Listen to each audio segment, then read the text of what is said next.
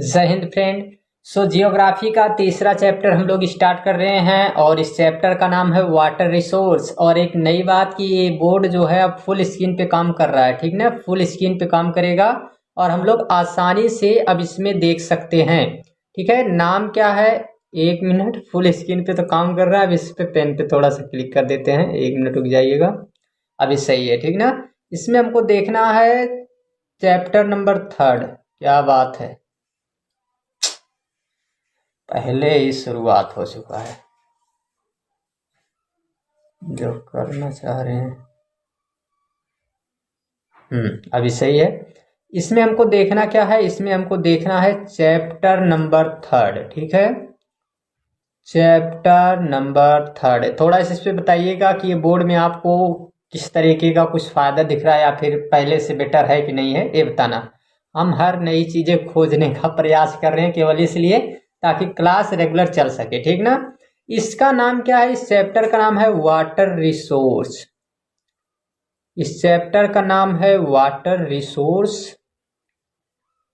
Water resource जिसका मतलब होता है जल संसाधन। जल संसाधन इसका नाम है, ठीक है। इस चैप्टर का नाम जल संसाधन है और इसमें हमको ये याद रखना है कि वो जल संसाधन नाम का ये जो चैप्टर है, इस चैप्टर में हमको देखना क्या है। तो जितनी भी चीजें हमको यहाँ पे देखना है उसके बारे में हम लोग देखते हैं। सबसे पहली बात इसमें क्या ध्यान देना है हमको? हमको ये देखना है कि जो हमारी पृथ्वी है ना, ये हमारी अर्थ है, ठीक है। इसको हम लोग देख रहे हैं कि ये क्या है, ये हमारी अर्थ है और इस अर्थ पे, ठीक है, यही है हमारी अर्थ जिसको हम कहते हैं धरती मैया, ठीक है, EARTH, ठीक। तो इस पे हम लोग क्या देखते हैं? इस पे टोटल जो 100% वाटर है, 100% जो इसका जल है, इसमें से 97% जल, 97.5% जो जल है वो अशुद्ध है। कहने का मतलब ये लवणीय जल है, ठीक है, जिसका मतलब होता है कि हमारे उपयोग में नहीं है, ठीक है, इसका उपयोग हम नहीं कर सकते हैं। ये महासागरों में है, ठीक है, ये महासागरों में पड़ा हुआ है और इसका हम लोग उपयोग नहीं कर रहे हैं, ठीक। कितना है? 97.5% है, ठीक। तो हमको क्या देखना है कि बाकी जो 2.5% जल है ये क्या है? तो यही शुद्ध जल है, ठीक है। 2.5% जल शुद्ध जल है, ठीक है। 2.5% जल केवल शुद्ध बचा हुआ है।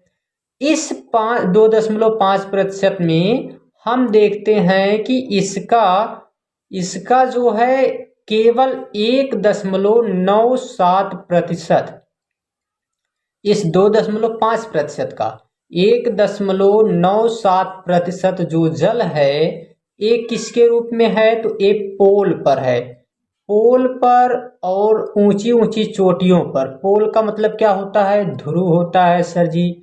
ध्रुव किसी का नाम है, वो वाला नाम की बात नहीं हो रही है, यहाँ ध्रुव की बात हो रही है जिसको हम लोग कहते हैं पृथ्वी के उत्तरी ध्रुव और पृथ्वी का दक्षिणी ध्रुव, ठीक है, जिसको पोल कहा जाता है।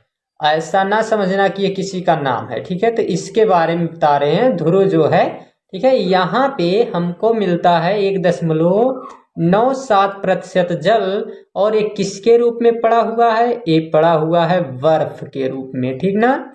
ये बर्फ के रूप में इधर जो है जल पड़ा हुआ है। इतनी सी बातें अभी हमको देखना है। फिर इसके बाद हम क्या इसमें देखने वाले हैं? इसका जो 2.5% है, इसी का कितना? तो 0.02%। ये जल किसके रूप में है? ये जल है नदियों और झीलों के रूप में। नदियों को क्या कहते हैं प्यारे बच्चों? रिवर कहते हैं। और जो लेक होती है उसको क्या कहते हैं? झील कहते हैं। तो यहाँ पर नदियों और झीलों के रूप में पड़ा हुआ है कितना? ये 0.02% जल ये नदी और झील के रूप में यहाँ पड़ा हुआ है। ठीक है, तो इसको भी हमको याद रखना है। फिर इसके बाद हम देखते हैं इसी में से हम देखते हैं 0.5% जल जो है ये किस रूप में है, तो ये भूमिगत जल है। ठीक है, इसको हम नाम देते हैं भूमिगत जल, जो भूमि पे पड़ा हुआ है। ठीक है, ये भूमिगत जल है, नदी और झील के अलावा। ठीक है, भूमिगत जल है। फिर इसके बाद हमको देखने को मिलता है कि 0.01% ये किस रूप में है सर जी, ये है भूमि की आर्द्रता, यानी कि जो भूमि में नमी है, नमी आर्द्रता जिसको कहते हैं, किसकी नमी, भूमि की नमी। ठीक है, जो भूमि में नमी है उसमें 0.01% जल पड़ा हुआ है। ठीक, और इसी का एक और आपको याद रखना है डाटा, 0.001%। एक ऐसा है तो इसको हम लोग नाम देते हैं वायुमंडलीय। ठीक है, ये वायुमंडलीय आर्द्रता है। वायुमंडलीय आर्द्रता का क्या मतलब होता है कि वायुमंडल में जो आर्द्रता है उसमें भी इतना जल पड़ा हुआ है। अब इतनी सी बातें याद रखना है कि जल का वितरण कैसा है। ठीक है, इसको क्या हम अगर हेडिंग कोई बनाना चाहे या कैसे क्या लिखेंगे सर जी, तो जल का वितरण कैसा है। ठीक है, किस तरीके से बंटा हुआ है, जल कहाँ कितना है, तो ये है जल का वितरण। ठीक है, जल का वितरण है, ऊपर नहीं काम कर रहा है, क्या पेंट है वह, जल का वितरण है। ठीक है, तो इतनी चीजें यहाँ पे आपको याद रखना है। और ये क्या है, ये जल का वितरण था जिसका पूरा 100% पृथ्वी पर है। इसमें से 97.5% महासागरों में है, जिसको हम लोग लवणीय जल के रूप में जानते हैं। ठीक है, और इसी का हम लोग देख रहे हैं। ठीक है, इसी में हम देख रहे हैं कि इसका पेनिया वनिया कलर हो लरवा कहाँ चला गया, थोड़ा सा कलर देख लेते हैं है कि नहीं है, इसमें है। ओहो, अभी नहीं, थोड़ा काम कर रहा है अच्छा बेचारा, हम ही नहीं इसको अभी चला पा रहे हैं। ठीक ना, देखते हैं। देखिए, इसका 97.5% कैसा है, तो ये लवणीय जल के रूप में है। और इसमें से केवल 2.5% जो जल है यही शुद्ध जल है। और इसका 2.5% का 1.97% ध्रुवों पर है। ठीक है, ध्रुवों पे, यानी कि यहाँ की बात हो रही है। और बर्फ की चोटियों पर मिलता है। ठीक है, ये बर्फ की चोटियों पर, चोटियाँ मतलब ये पर्वतों की जो चोटियाँ होती हैं, यहाँ बर्फ के रूप में पड़ा हुआ है। बहुत सारी चोटियाँ हैं, नाम उनके बताए जाएंगे। ठीक है, बद्रीनाथ, कामेत, गुरलाधर, धौलाधर। ठीक है, फिर इसी में आ जाएगा माउंट एवरेस्ट, कंचनजंगा, फिर नामचा बरवा। ठीक है, ऐसे बहुत सारे पर्वत हैं, तो उनके वहाँ पे बर्फ के रूप में पड़ा हुआ है। फिर हम देखते हैं तो झील और नदियों के रूप में है। बहुत सारी नदियाँ हमारे यहाँ हैं। ठीक है, गंगा नदी है, सिंध नदी है, ब्रह्मपुत्र है, उसकी सहायक नदियाँ झेलम, चेनाब, रावी, सतलज, व्यास। फिर इधर देखेंगे तो गोदावरी नदी है, इधर देखेंगे तो कावेरी है, कृष्णा है, बहुत सारी नदियाँ हैं। और इन नदियों में और झील है, कुछ चिल्का झील है, वुलर झील है, गोविंद सागर पंथ जो एक कृत्रिम झील बनाई गई है, और फिर सांभर झील है। तो ऐसे बहुत सारे झीलें हैं जहाँ पर भी ये पानी के रूप जो वाटर है ये इनके रूप में पड़ा हुआ है।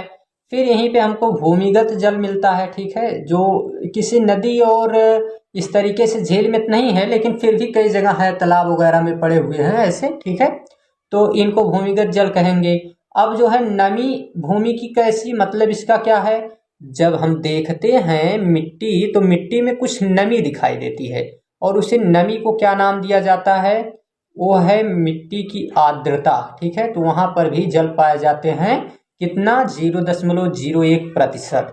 और इसी का 0.001% जो जल है ये कहाँ पाया जाता है सर जी, ये पाया जाता है वायुमंडलीय आर्द्रता के रूप में। यही था जल का वितरण। ठीक है, आई होप आपको समझ आया होगा। अभी तो इसमें हमको 100% हम सिक्योर हैं कि इतनी सी बातें इसमें आपको याद हो गई होंगी, ये आपको पता है। अब हमको देखना है वाटर साइकिल मतलब जल चक्र कहते हैं, ठीक है। वाटर साइकिल का मतलब क्या होता है, जल चक्र। और अब हमको जल चक्र के बारे में देखना है, ठीक ना। जल चक्र अब हम लोग देखने वाले हैं, तो चलिए जल चक्र को भी देख लेते हैं और इसको हम लोग हटा देते हैं, फिर जल चक्र को देखते हैं। जल चक्र, चलो अब इरेज कर देते हैं इसको, ठीक है। सबसे बढ़िया थोड़ा सा इसमें हमको अच्छा लगा कि मिटाना और लिखना थोड़ा सा हमको अच्छा लग रहा है इसमें, ठीक है। अगर आप लोगों को भी अच्छा लगा तो फिर जानते हैं क्या करना है, ठीक है।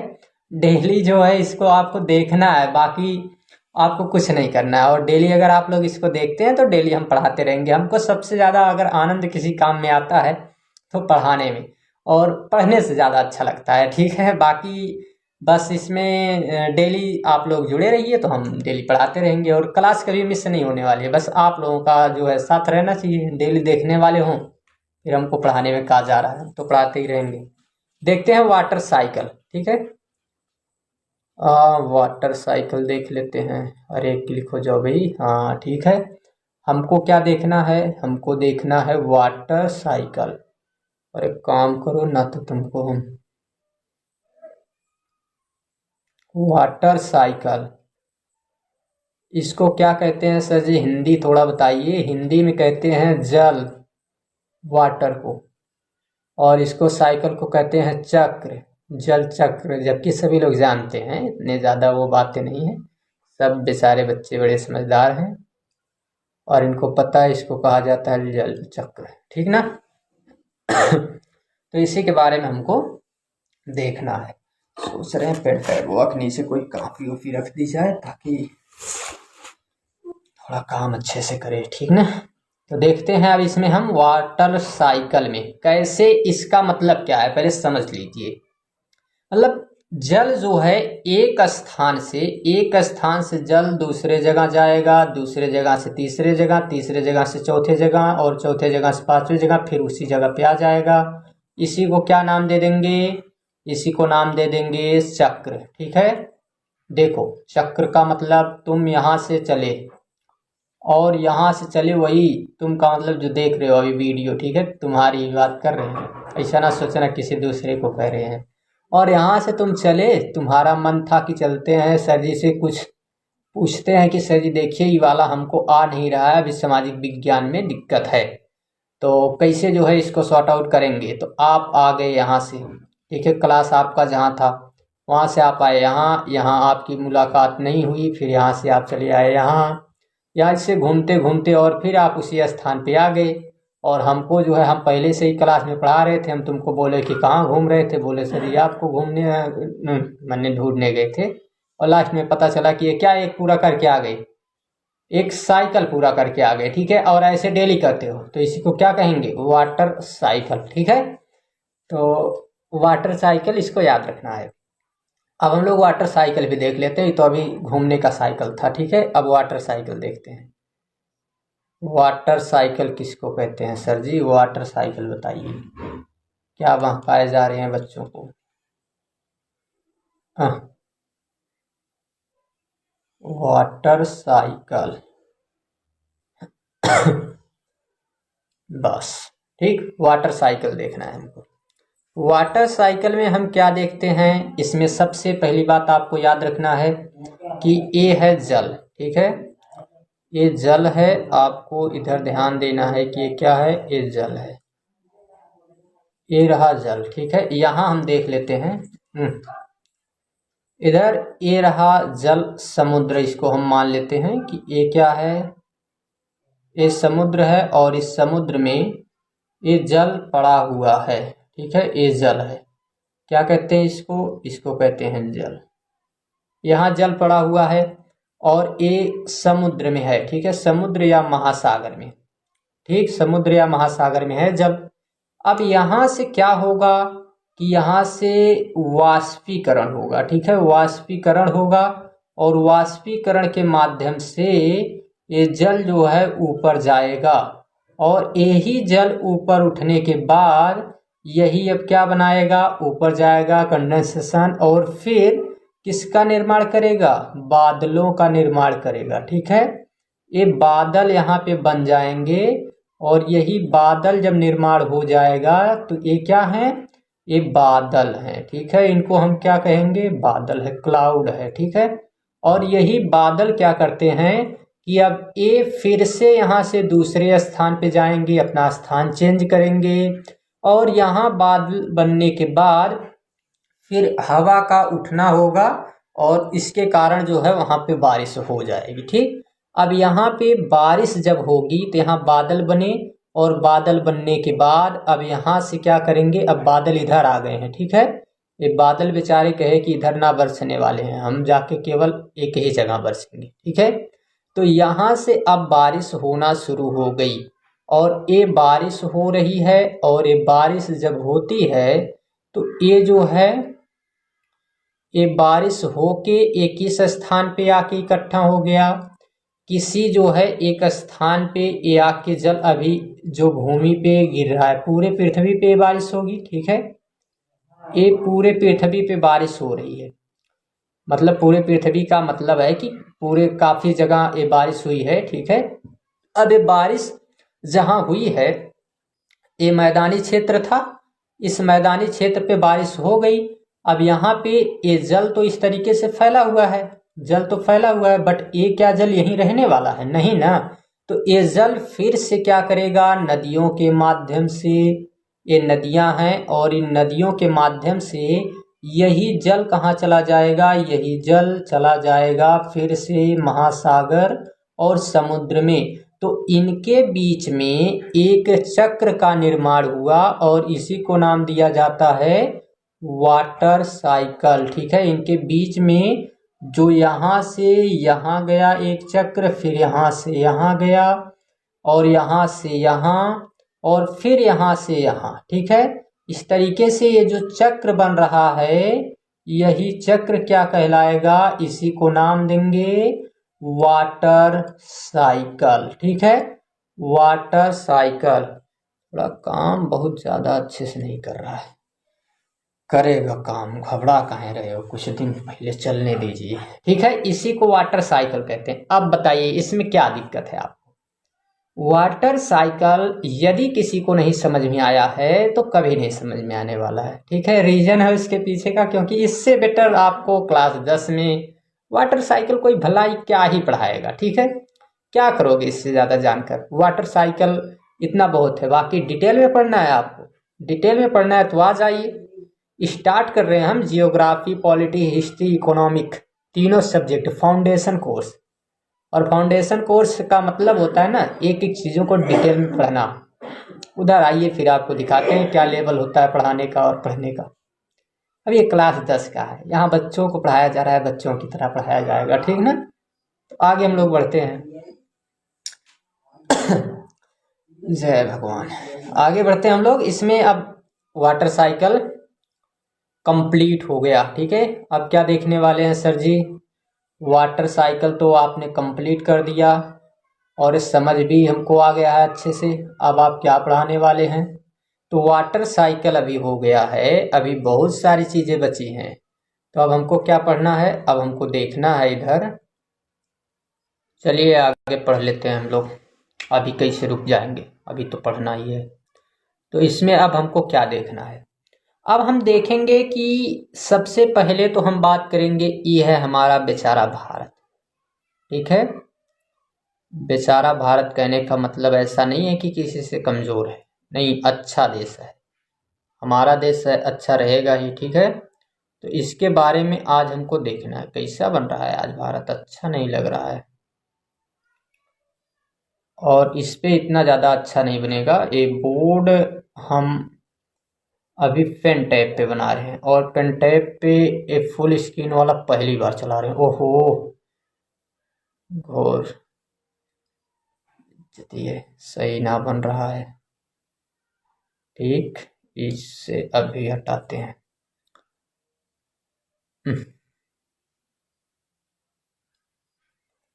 अब की बार बन जाना, बन जाइयो भाई। क्या चाहते हो तुम? हम्म, चलो ठीक है, मान लेते हैं अच्छा सा भारत है, मानने में कहा जा रहा है।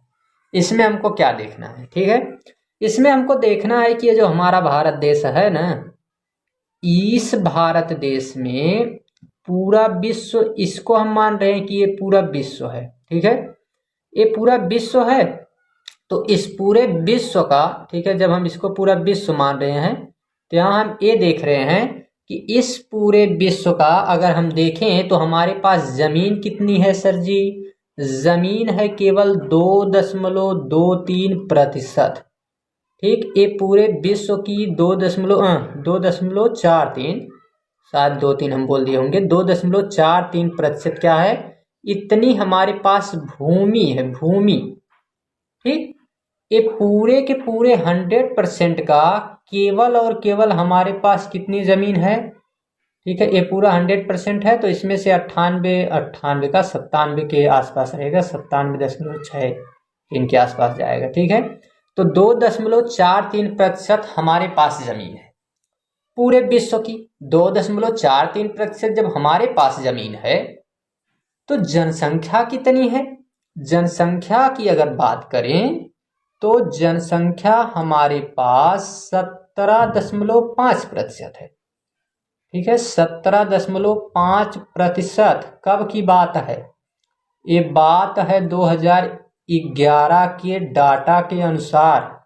अभी बदल देंगे ना इसको, तो इसका अब हम लोग जब जनसंख्या निकालेंगे तो एक करीब 20% तो कोई इसको काट ही नहीं सकता, बढ़ गई होगी, कम नहीं होगी इससे। ठीक है, तो इतनी जनसंख्या जो है अभी हमारे यहाँ पे है, ये वाला एक्यूरेट डाटा है 2011 का। तो इतनी तो जनसंख्या है, जमीन केवल 2.43% है। लेकिन जल कितना है? पूरे के पूरे विश्व का जो जल है, ठीक है, यानी कि यहाँ पे अगर हम बात करें तो एक किसकी बात किए हैं? ये जनसंख्या है, जनसंख्या, पॉपुलेशन। तो ये तो जनसंख्या इतनी है हमारे पास 17.5%, लेकिन जल कितना है? जल केवल 4% है। 4% हमारे पास जल है पूरे विश्व का, और जनसंख्या, जनसंख्या ज्यादा है, भूमि कम है। ठीक है, भूमि भी कम, हमारे पास भूमि भी कम, जल भी कम, जनसंख्या आसमान छू रही है। ठीक है, तो दिक्कत क्या आएगी इससे? क्या बताना चाहते हैं आप? बताना ये चाहते हैं कि अगर जनसंख्या अधिक है तो पानी की किल्लत होगी, जमीन की जरूरत पड़ेगी। तो इसी कारण से यहाँ पर क्या किया जाएगा? कृषि ज्यादा की जाएगी, और जब खेती ज्यादा की जाएगी ना, तो इन क्षेत्रों में खेती सबसे ज्यादा की जाती है, और जब खेती यहाँ पे की जाएगी तो सब लोग अपने खुद के कुएं और हैंडपंप बनवाएंगे। ठीक है, अपने खुद के यहाँ पे नल लगवाएंगे, समरसेबल का जो है यहाँ पे प्रबंध किया जाएगा। तो इससे क्या होगा? जमीन का जो स्तर है वहां पे, जिसको हम लोग कहते हैं वाटर, जो इसका रहेगा, ठीक है, अगर ये 30 से 35 फीट पे जहां पहले मिल रहा था, अभी ये कहाँ चला जाएगा? अभी ये चला जाएगा 100 से 150 के आसपास में। ठीक है, तो ये बढ़ रहा है, क्यों? क्योंकि पॉपुलेशन इज हाई। ठीक है, इसी कारण से, और वाटर परसेंटेज इज लो। ठीक है, तो इसी कारण से ये समस्या आ रही है। ठीक है, ये बात आपको समझ में आ गई होगी। इसी के साथ अब हमको देखना है, एक पॉइंट होता है, मतलब छोटी सी हेडिंग के रूप में, कभी कभार आ जाता है, कोई किसी का मन कह दे तो पूछ लेते हैं, ऐसे जिनको जानकारी बाकी चीज़ों की नहीं रहती वो ऐसी चीज़ें पूछ लेते हैं। ठीक है, मतलब उसका नाम क्या है? जल दुर्लभता। ठीक है, और जल दुर्लभता को हमको देखना है, उसका क्या मतलब होता है जल दुर्लभता? जल दुर्लभता उसको कहते हैं जब पानी की जितनी मांग हो, यानी जल दुर्लभता कहेंगे किसको? थोड़ा लिख देते हैं पहले हेडिंग, इसको सम्मान दिया जाए। जल दुर्लभता कहेंगे किसको? जल दुर्लभता उसको कहेंगे जब जल की मांग, इसकी मांग हाई हो। ठीक है, मांग तो बहुत ज्यादा हो, लेकिन ये आपूर्ति कम हो, आपूर्ति कम का मतलब हमको यहाँ चाहिए 20 टैंक चाहिए, ठीक है, बड़ी वाली टंकी हमको 20 टंकी चाहिए। अब 20 टंकी की जल की जरूरत हमको है और दे कितना रहे हो, खाली 2 टंकी की, चलिए आज इतने में काम चला लीजिए। अरे भाई कैसे काम चला लेंगे, हमारे यहाँ प्रोग्राम था, हमने कोचिंग खोला था तो उसमें पार्टी दी है बच्चों को, और बच्चे आ गए हैं, वो पानी ज़्यादा पीते हैं, एक एक वेल में 3-3 4-4 बार जाते हैं, उनको पानी की ज़रूरत ज़्यादा है, तो उनको इतना 20 टंकी पानी मंगवाया गया था और आपने इसको पूरा ही नहीं किया। पूरा नहीं किया है तो इसलिए इनको ज़रूरत पड़ेगी ना। तो यही जब मांग ज़्यादा हो, आपूर्ति कम हो, तो इसी को क्या नाम दिया जाता है, जल दुर्लभता। ठीक है, आई होप कि आपको समझ आया होगा जल दुर्लभता क्या है। ठीक, इससे ज़्यादा आसान नहीं मिलेगा, ये आसान शब्दों में प्रयास किया गया है, सबसे ज़्यादा समझाने का प्रयास हम इसी चैप्टर में किए हैं, क्योंकि मतलब इसके पिछले चैप्टर में कुछ जो है दिक्कत थी कि उसमें समझ में नहीं आया है, तो इसमें हमने सोचा कि देख लेते हैं कि कैसे नहीं समझ में आ रहा है, समझाने पे इस बार फोकस कर रहे हैं। बताइएगा आप लोग कि समझ में आया कि नहीं आया। आगे हम लोग देख लेते हैं, ठीक है, फिर इसके बाद हम इसमें क्या देखने वाले हैं। तो 1 मिनट, दरवाजा खुला है, थोड़ा बंद कर देते हैं।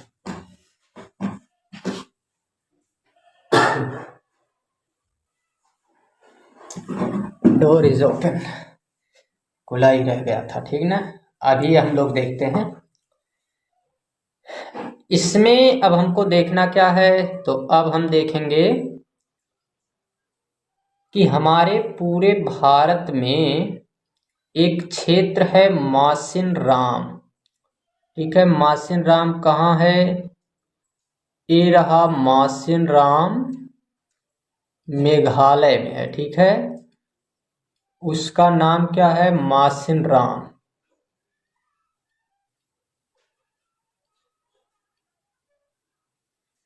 यहाँ पूरे भारत में सबसे अधिक वर्षा होती है, सबसे अधिक वर्षा इसी स्थान पर होती है, सबसे अधिक वर्षा। ठीक है, और यहाँ सबसे अधिक वर्षा होने का रीजन क्या है, एक है खासी पहाड़ी।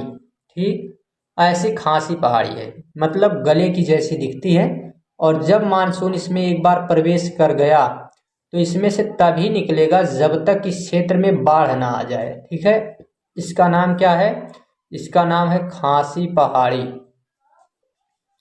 एक खासी पहाड़ी है, और यहाँ पे इतनी बारिश होती है, इतनी बारिश होती है कि जब तक बाढ़ ना आ जाए। पूरे भारत में सबसे ज़्यादा बाढ़, सबसे ज़्यादा बारिश इसी स्थान पे होती है।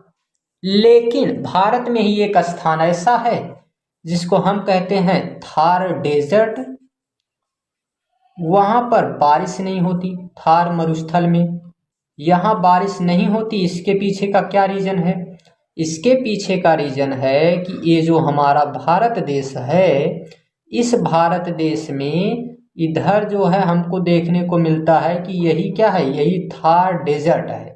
ठीक है, और ये थार डेजर्ट जो है, यहाँ पे एक पर्वत है जिसका नाम है अरावली।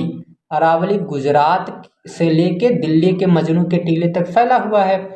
और यहाँ मानसून, थोड़ा सा हम भारत का मैप बनाना चाहते हैं, 1 मिनट रुकिएगा। ऐसा इसलिए क्योंकि ज़रूरत आन पड़ी है उसकी, अच्छे से थोड़ा बता देते हैं बच्चों को।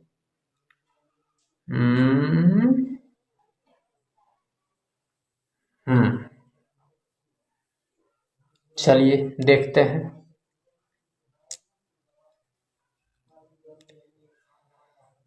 भारत देश है मेरा, कुछ बात है कि हंसती मिटती नहीं हमारी, सदियों रहा है दुश्मन शौर्य जहां हमारा। ठीक, इसी देश की बात हो रही है। और बेइज्जती करा दे रहे हैं, इस पे मैपवा ना सही बन रहा है। ठीक है, हम ऐसा नहीं चाह रहे हैं कि इसका बेचारे का थोड़ा, हमारा देश है और इसकी इसका मैप ना सही बनेगा तो बेइज्जती होगी ना, तो इसलिए हम ना चाह रहे हैं कि खराब बने। बाकी बन ही जा रहा है, क्या करें। इसका मतलब है कि इसको नज़र वज़र लग गई है, अब फुंकवाना पड़ेगा इसको। ठीक है, चला देखा थी, अभी देखेंगे इसके बारे में। चलिए देखते हैं। यहाँ पर एक पर्वत है, अरावली पर्वत। कौन सा पर्वत है सर जी? अरावली पर्वत है। नाम इसका क्या है? अरावली। नाम इसका अरावली है। एक गुजरात से लेकर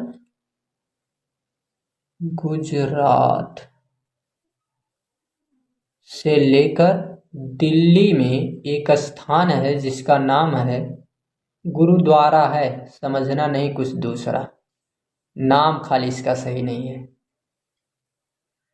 मजनू का टीला, अच्छा नाम नहीं है।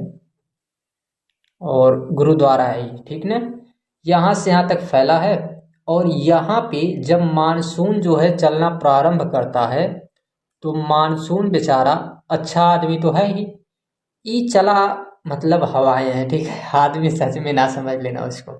इधर से हवाएं चलना प्रारंभ की और ये दो भागों में बटेंगी। एक तो VOV बंगाल की खाड़ी, दूसरा अरब सागर में, अरब ओशियन में। दो भागों में बटी और बटने के बाद ये हवाएं ऐसे भारत में प्रवेश की।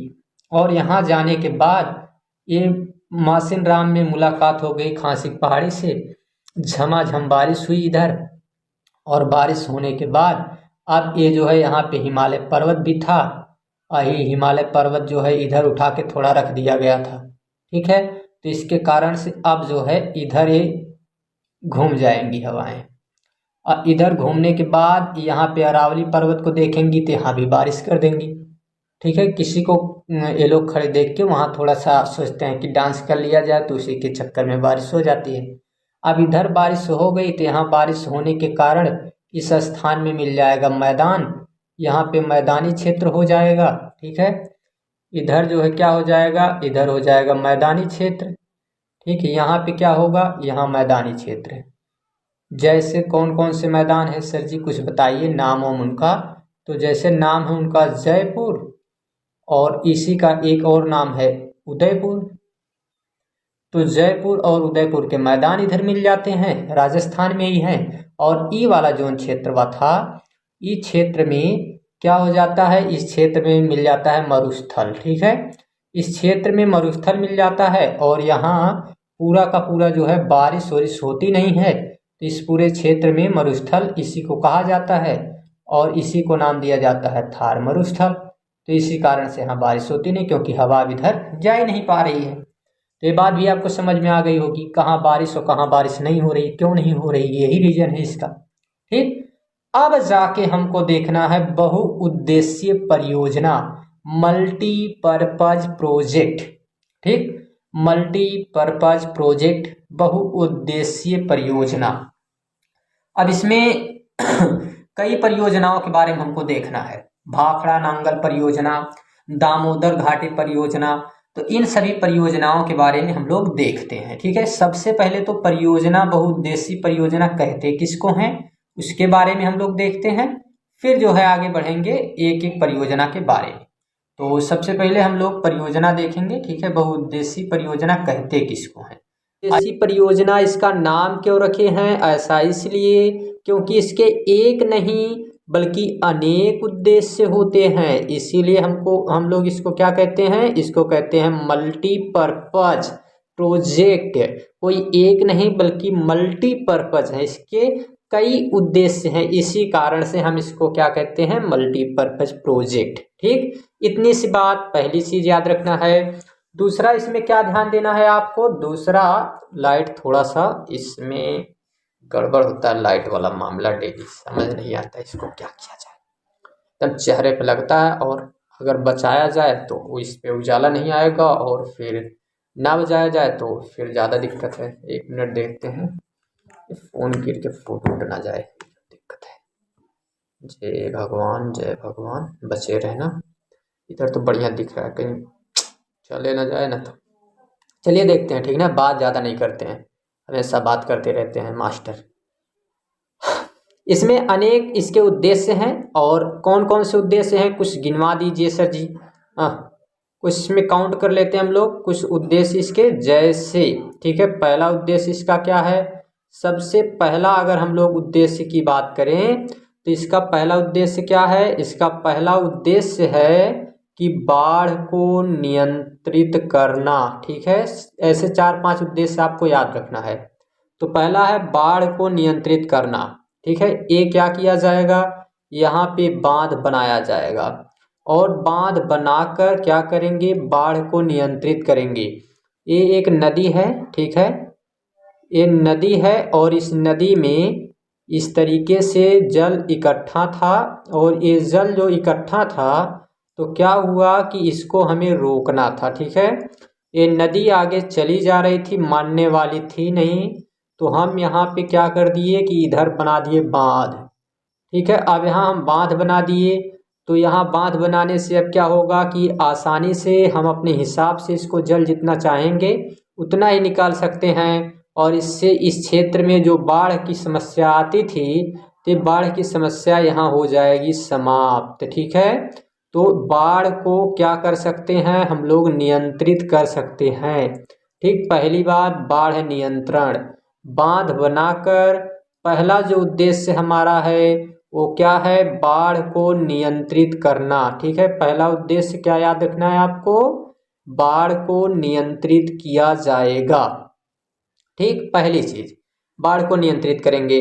दूसरी बात क्या इसमें याद रखना है, मृदा अपरदन को रोकना, ठीक है। मृदा अपरदन अधिक होता है तो मृदा अपरदन को कम किया जाएगा। कैसे मृदा अपरदन कम होगा सर जी, तो देखिए जब यहाँ से ये नदी थी और ये नदी अब चल दी, ठीक है, ये नदी किसी की सुनती नहीं है हमारे अलावा, और ये नदी बेचारी यहाँ से चलना प्रारंभ की और बात किसी की सुन नहीं रही है, और यहाँ जो है ये जो मिट्टी पड़ी हुई थी ये मिट्टी पूरी काट के ले जाके इधर फेंकने वाली थी। हम कहे सुनो ज़्यादा तेजी से जाओगी तो यहाँ हम बना देंगे बांध, और बांध बना देंगे तो आ जाएगी रुकावट यहाँ बीच में और तुमको सब समझ में आ जाएगा। तो फिर इसको हम बांध बना दिए, मान नहीं रही थी, और बांध बनाने के बाद बेचारी यहाँ रुक जाती है, और इधर जो है अब थोड़ा थोड़ा पानी हम इधर से निकालेंगे तो क्या होगा कि यहाँ मिट्टी कटेगी नहीं। तेजी से जब पानी जाएगा, तेजी से पानी गिरेगा, वाटर की यहाँ पे मतलब काफ़ी तेजी से अगर पानी जा रहा है तो उससे दिक्कत आती है कि क्या होता है कि थोड़ा सा जो है मृदा का अपरदन होता है। लेकिन जब आसानी के साथ यहाँ काफ़ी जो है कम वाटर जा रहे हैं, उधर पानी बहुत कम जो है जा रहा है, तो इससे क्या होगा कि बाढ़ भी नहीं आएगी और साथ में मृदा अपरदन भी नहीं होगा, ठीक है। तो आगे बढ़ जाते हैं, तीसरा क्या उद्देश्य है, तीसरा इसका उद्देश्य है यहाँ पर कि बांध बनाकर हम लोग क्या कर सकते हैं, सिंचाई व्यवस्था को अच्छी कर सकते हैं, ठीक है। सिंचाई अच्छी कैसे की जा सकती है इसको भी देख लेते हैं, ठीक। सिंचाई कैसे बेहतर की जा सकती है, तो क्या करेंगे, हम यहाँ बना दिए हैं बांध। अब बांध बना दिए हैं तो यहाँ से एक हम निकालेंगे नहर, ठीक है, यहाँ से एक नहर निकालेंगे, और एक नदी मान के चलते हैं, ये नदी थी बेचारी, और ये नदी अंबारी, ये जो ये अंबारी से माहौल जाने वाला रोड था, ठीक, ये रोड है, और यहाँ पे ये रोड को पार करके नदियाँ इधर जाती है, ठीक। और ये नदी को हमको इसका जल जो है वो भेजना था इधर, और नदी यहीं से घूम के चली जाती है इधर। हम क्या करेंगे, हम बना देंगे यहीं बांध, और यहाँ बांध बना के यहाँ से जल रोकेंगे और थोड़ा थोड़ा जल एक नहर के रूप में इधर भेज देंगे, ठीक है। और यहाँ ज़रूरत है, यहाँ नहर के रूप में यहाँ आ जाएगा जल, ठीक है। तो यहाँ पे सिंचाई व्यवस्था अच्छी हो जाएगी, ठीक। तो नहर के माध्यम से इसको जो है हम लोग भेज सकते हैं, सिंचाई को बेहतर कर सकते हैं। फिर और क्या हो सकता है, तो इससे जल विद्युत, ठीक है, जल विद्युत तैयार किए जाते हैं, ठीक है। यहाँ से ऊर्जा के लिए जल विद्युत तैयार करना, ठीक है, अगला उद्देश्य है जल विद्युत जल विद्युत को तैयार करना। ठीक है, इसको कहा जाता है टरबाइन के द्वारा जो है तेजी से यहाँ जल गिराया जाता है। ठीक है, और तेजी से गिरता है, टरबाइन घूमती है और उससे क्या होता है कि विद्युत उत्पन्न होता है। ठीक है, लाइट यानी कि विद्युत वहाँ से उत्पन्न होता है। ठीक, तो ये चार उद्देश्य अभी तक देख लिए। अब इसी के और भी उद्देश्य के रूप में क्या है, तो यहाँ हम देख सकते हैं कि इसी के माध्यम से मछली पालन वगैरह। ठीक है, फिर यहाँ पे झील का निर्माण, कृत्रिम झील भी कई बनाई जाती हैं। अभी हम एक आगे परियोजना देखेंगे। ठीक है, भाखड़ा नांगल परियोजना, और उसमें एक कृत्रिम झील बनाई गई है गोविंद सागर। ठीक है, वो कृत्रिम झील है, तो इसको रोक के झील भी बनाई जा सकती है, कृत्रिम झील जिसको कहते हैं, मानव के द्वारा बनाई गई। तो ये जो है इसके उद्देश्य हैं। ठीक, और बाढ़ नियंत्रण तो देख ही लिए, मृदा अपरदन तो देख ही लिए। ठीक है, तो ये सब चीजें जो है हमको इसमें देखना था, जिसको हम देख लिए कि ये क्या है, ये जो है उद्देश्य थे। हाँ, इसको थोड़ा सा रोक के जो है जहाँ घरेलू कार्य है वहाँ पर हम जल की आपूर्ति कर सकते हैं, उसकी व्यवस्था जो है बेहतर कर सकते हैं, ये भी आप उद्देश्य में लिख लेंगे। तो ये तो इसके क्या थे, ये उद्देश्य थे। ठीक, आगे हम लोग आ जाते हैं उद्देश्य के बाद। अब हम लोगों को क्या बात करना है, अब हमको देखना है एक एक परियोजनाओं के बारे में, और एक एक परियोजना अब हम लोग देखने वाले हैं। एक एक परियोजना देखेंगे। ठीक, तो सबसे पहले हम लोगों को परियोजना जो देखना है, उसमें सबसे पहली परियोजना आती है हमारी भाखड़ा नांगल परियोजना। ठीक है, ये सबसे पहले बनी नहीं थी, बट हम पढ़ाते समय सबसे पहले इसी को कवर कर लेते हैं, भाखड़ा नांगल परियोजना। एक मिनट नहीं रुका हो, हे भगवान, आंख जो है फोड़ना पड़ जा रहा है लाइट के चक्कर में, क्या किया जाए।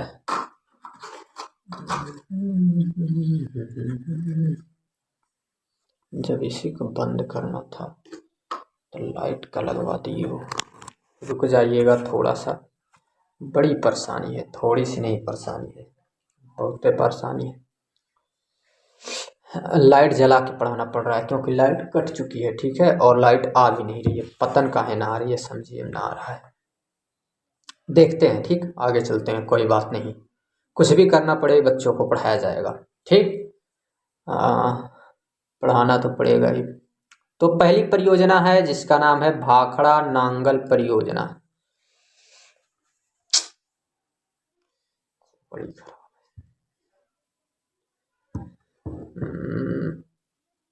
अरे वाह, गजब गजब उजाला आ रहा है। तनी रुको, हम पहले बताते हैं। चलो ठीक है, आगे देखते हैं। पहली परियोजना है भाखड़ा नांगल परियोजना। ठीक, नाम क्या है इसका सर जी, नाम है इसका भाखड़ा नांगल परियोजना। ठीक है, भाखड़ा नांगल परियोजना।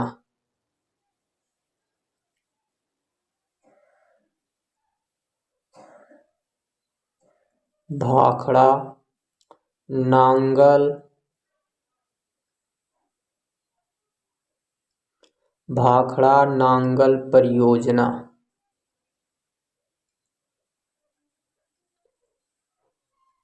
भाखड़ा नांगल परियोजना में हमको देखना है, क्या क्या देखेंगे हम भाखड़ा नांगल परियोजना में।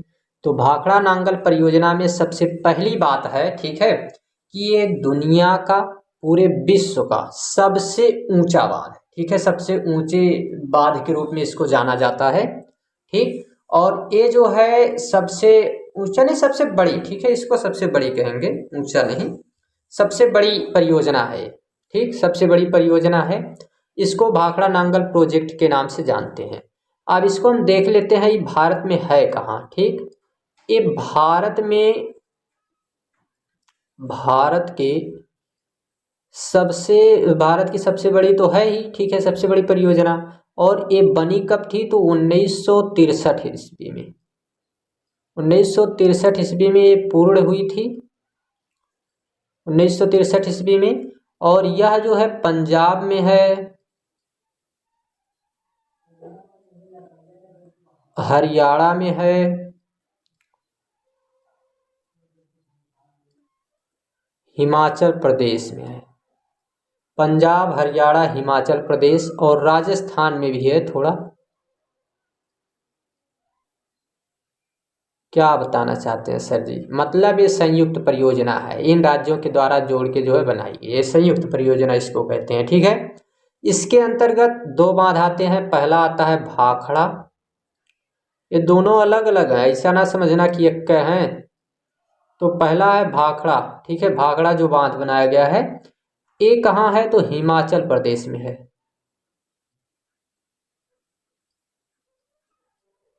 हिमाचल प्रदेश में है। और हिमाचल प्रदेश में एक बिलासपुर जिला है।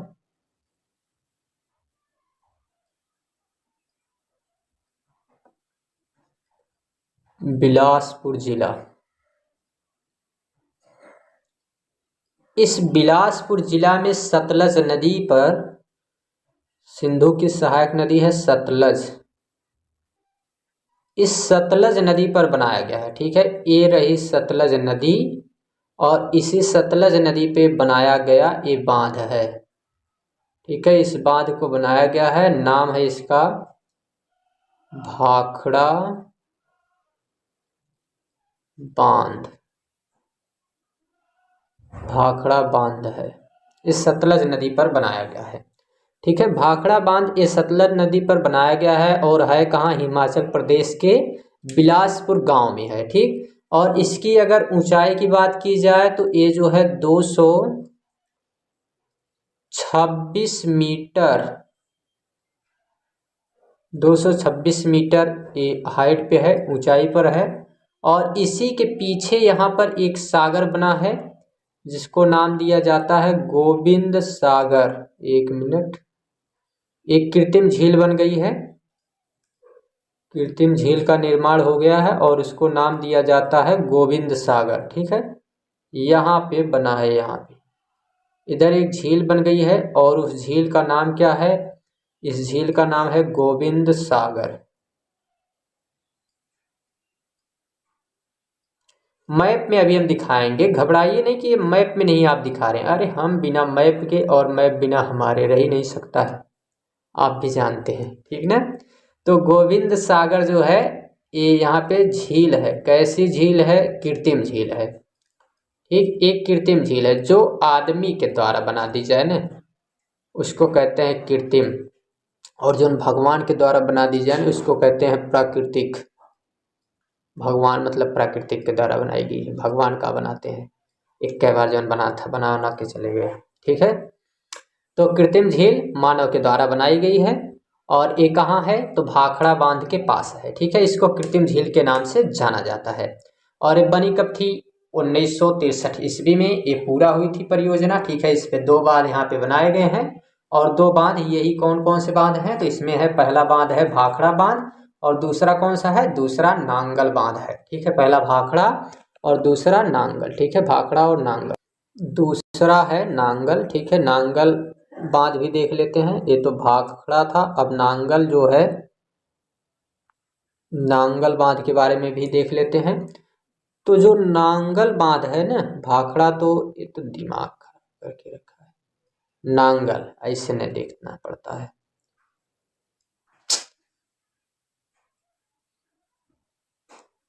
नांगल, ठीक है, तो भाखड़ा के साथ जो नांगल है, ये नांगल बांध जो बनाया गया है ये भाखड़ा बांध से आज 8 किलोमीटर की दूरी पर है, 8 किलोमीटर की दूरी पर है। और ये भी किस नदी पर है? तो सतलज पर ही है, सतलज पर ही है। और ये जो सतलज नदी पर बनाया गया है, ठीक ना, सतलज नदी पर जो ये बनाया गया है, तो इसमें हम देखते हैं कि ये सतलज नदी पे बनाने के बाद, ठीक ना, इसमें बन गया है सतलज नदी पर। और इस सतलज नदी पे इसको बनाने के बाद हम यहाँ पे ये देखते हैं कि यहाँ जो है हमको देखने को मिलता है कि ये है सतलज नदी। और इस सतलज नदी पे ये जो बंद गया है बांध जो बनाया गया है, नाम इसका क्या है? इसका नाम है नांगल। ठीक है, अब ये नांगल जो बना हुआ है, ये नांगल जो बांध बना हुआ है, तो इस बांध के बाद यहाँ से एक जो है नदी निकाली जाती है। ठीक है, नहर निकली है, नदी नहीं, नदी तो खुदे है। यहाँ से एक नहर निकाली गई है और उस नहर का नाम क्या रखा गया है? उस नहर का नाम रखा गया है नांगल नहर। नांगल नहर, नांगल नहर, ठीक है। अब एक चीज हमारी ध्यान से सुनो, एक बात, ठीक है। जितने भी परियोजनाएं बनाई गई हैं सबका उद्देश्य लगभग एक जैसा है। अगर किसी एक नदी का उद्देश्य पूछ रहा है फिर भी आपके पास ऑप्शन है बाढ़ नियंत्रण, सिंचाई की व्यवस्था करना, घरेलू प्रबंध में इसकी व्यवस्था करना, घरेलू उपयोग में, ठीक है। फिर इसी में आप मृदा अपरदन को रोकना, सिंचाई के लिए नहरों का निर्माण करना, ठीक है। ये सब कई इसमें जो है आप उद्देश्य लिख सकते हैं, केवल एक परियोजना का नहीं। ये मल्टीपर्पज है, हमको भी मल्टीपर्पज में ही याद रखना है कि कई उद्देश्य एक साथ याद करके और कई में उसको जो है हम लोग एक साथ लगा देंगे, ठीक है। थोक के भाव से खरीदेंगे और थोक के भाव से लगा देंगे। गलत कोई कर ही नहीं सकता है, किसका जो है मतलब दिन खराब, कौन बेचारा गलत करने जाएगा, ठीक है। कोई गलत उलत नहीं करेगा आपका, उसमें टेंशन लेने वाली बात नहीं है। आगे हम लोग देखते हैं दामोदर घाटी परियोजना देखेंगे। अब दामोदर घाटी परियोजना फिर से उसी अंदाज में शुरू कर रहे हम लोग। कुछ बादलों के छा जाने से सूर्य का अस्तित्व तो खत्म नहीं होता, ठीक ना। तो इसमें देखते हैं अब हम लोग दामोदर घाटी परियोजना। तो अब हम देखते हैं दामोदर घाटी परियोजना, ठीक है। ये देखना इसमें क्या है, इसलिए हम चित्र बना लिए, थोड़ा इसको समय लगता है तो अभी दिक्कत होती है, ठीक ना, बार बार मिटाना और फिर इसको थोड़ा बनाना, क्योंकि ये व्हाइट बोर्ड वैसा तो है नहीं कि हम उसमें अपने हाथ से बनाएंगे। तो इसमें देखते हैं ये नदी यहाँ से दामोदर नदी है, ठीक है, दामोदर नदी पे बनाया गया है। दामोदर नदी की अगर बात की जाए ना, ये नदी जो है दामोदर नदी, ये छोटा नागपुर है, ठीक है। यहाँ ये है छोटा नागपुर, छोटा नागपुर का पठार, छोटा नागपुर का पठार। छोटा नागपुर का पठार जो है, इसको ये नदी दो भागों में यहाँ से मतलब इसी के पास से जाती है और यहाँ से ये जाती है तो रानीगंज नाम का स्थान है, ठीक है, रानीगंज। और रानीगंज के पास से ये होते हुए ये जाकर बंगाल में एक नदी है हुगली नदी, तो बंगाल की हुगली नदी से मिल जाती है, हुगली नदी से मिलती है। और इस दामोदर नदी के कारण ये जो दामोदर नदी है, इसी दामोदर नदी के कारण बंगाल में ऋतु के समय में यानी वर्षा ऋतु के समय में, वर्षा ऋतु में यहाँ बाढ़ आ जाती है, ठीक है। वर्षा ऋतु में यहाँ बाढ़ आ जाती है, इसी कारण से बंगाल में इसको शोक नदी कहते हैं, ठीक है, शोक नदी के नाम से जाना जाता है। बंगाल में इसको शोक नदी के नाम से जाना जाता है। रीजन क्या है? क्योंकि ये नदी जो है ये बंगाल में वर्षा ऋतु में बाढ़ ला देती है, इसी कारण इसको जो है शोक नदी के नाम से लोग जानते हैं, ठीक है। बंगाल का शोक या शोक नदी कहते हैं इसको, ठीक ना। तो इसलिए इसको शोक नदी के नाम से जाना जाता है। ये नदी जो है ये यहाँ पे आगे बढ़ती है और इसी पे एक बांध बनाया गया है, ठीक ना, इसी पे बांध बनाया गया है और जिसका नाम है दामोदर घाटी परियोजना, ठीक है। इसे दामोदर घाटी परियोजना के नाम से जानते हैं और ये बनाई गई है 1948 ईस्वी में। 1948 ईस्वी में इसको बनाया गया था।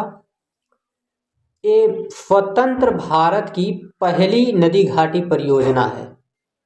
स्वतंत्र भारत की, जब भारत आज़ाद हुआ तो पहली नदी घाटी परियोजना कौन है? यही है, ठीक है। तो इसको हम लोग याद रखेंगे कि पहली नदी घाटी परियोजना स्वतंत्र भारत की कौन है?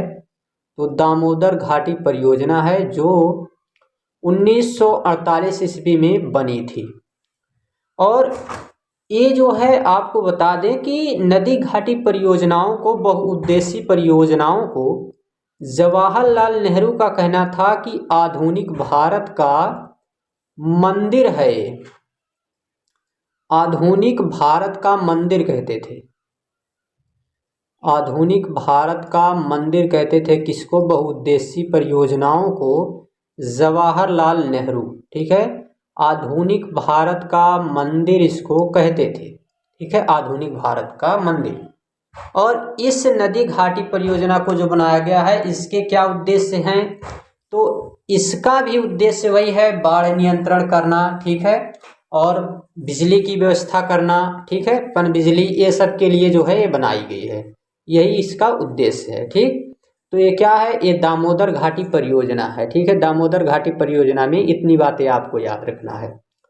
अब इस दामोदर घाटी परियोजना के बारे में अगर हम लोगों को मतलब बात की जाए तो ये नदी करीब 541 किलोमीटर के आसपास है, ठीक है। इसकी लंबाई 541 किलोमीटर और 270 के आसपास जो है इसकी चौड़ाई हो जाती है इस नदी की, ठीक है। तो काफ़ी लंबी चौड़ी नदी है, इतनी भी छोटी नदी नहीं है, हाँ फिर भी गंगा और ब्रह्मपुत्र की तुलना में तो छोटी है ही, ठीक ना। तो इस नदी के बारे में यह बात याद रखना है। अब हमको देखना है हीराकुंड परियोजना। हीराकुंड परियोजना देख रहे हैं, और थोड़ी सी समय की आज पाबंदी है, हमको भी सोच रहे हैं कि इस क्लास को अभी यहाँ थोड़ा ड्रॉप करते हैं, अगला जो है अगले क्लास में इसको लेंगे, ठीक है। बहुत कम आज पढ़ाया गया है, बट थोड़ा सा कहीं जो है समय की थोड़ी सी पाबंदी है, तो कल जो है इसको हम लोग बाकी कवर करेंगे, ठीक ना। अब की बार पार्ट 3 में इसको पूरा कंप्लीट कर दिया जाएगा इस चैप्टर को। तो मिलते हैं हम लोग कल, और थोड़ी सी जो है कुछ बातें हैं। तो थैंक्स, टेक केयर, मिलते हैं अगली क्लास में, तब तक के लिए बाय बाय। पढ़ते रहिएगा, मेहनत करते रहिएगा, और हम जो है आपके साथ बने हैं, आप हमारे साथ बने रहिएगा।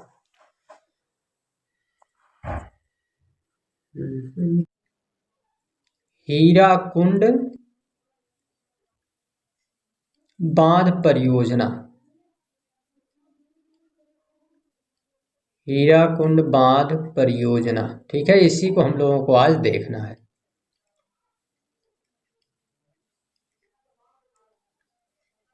ठीक। और थोड़ा सा एक डाउट ले लेते हैं, कुछ बच्चों का डाउट था कि मृदा अपरदन क्या होता है। पहला डाउट, मृदा अपरदन, मृदा अपरदन का मतलब क्या होता है? मिट्टी का कटाव, ठीक है। यहाँ मिट्टियाँ, ये मिट्टी पड़ी हुई है, और जल के द्वारा जब इसका कटाव होगा, ये मिट्टी दूसरे जगह पे चली जाएगी, स्थानांतरण इसका होगा, तो ये क्या कहलाएगा? मृदा का कटाव, मृदा का अपरदन इसी को कहा जाता है। दूसरा डाउट था कि कृत्रिम किसको कहते हैं? कृत्रिम, ठीक है। तो कृत्रिम का मतलब क्या होगा? कृत्रिम का मतलब होगा जो मानव के द्वारा बनाया गया हो, मानव निर्मित जो हो, ठीक है। जो कुछ भी मानव निर्मित रहता है उसको कृत्रिम कहते हैं, और जो प्राकृतिक रूप से बना हुआ है उसको प्राकृतिक कहते हैं, ठीक ना। तो ये डाउट थे, और आई होप कि डाउट आपका क्लियर हुआ होगा। जो भी डाउट आपके हैं ना, आप कमेंट बॉक्स में रख दीजिए, सारे डाउट आपके क्लियर कर दिए जाएंगे। ऐसा नहीं है कि आपके डाउट लिए नहीं जाएंगे, उसीलिए तो जी हम लोग पढ़ा रहे हैं, डाउट आपका क्लियर किया जाएगा, ठीक ना। एक एक डाउट हम लोग देखते चलेंगे। तो आइए हम लोग देखते हैं हीराकुंड बांध परियोजना के बारे में।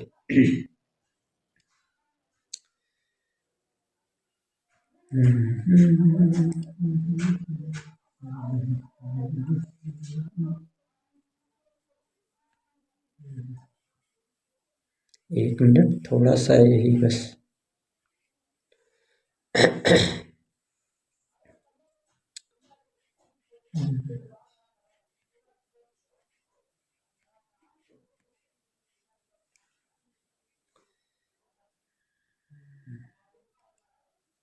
चलिए देखते हैं हीराकुंड बांध परियोजना सबसे पहले ये है कहाँ? हीराकुंड बांध परियोजना तो उड़ीसा में है, ठीक ना, उड़ीसा में, उड़ीसा राज्य में है हीराकुंड बांध परियोजना।